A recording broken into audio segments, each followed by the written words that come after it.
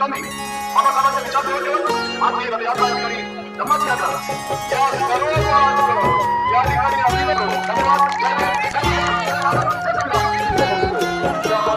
रत्नशील करुणा करा महिमा तुझा पार गंधरा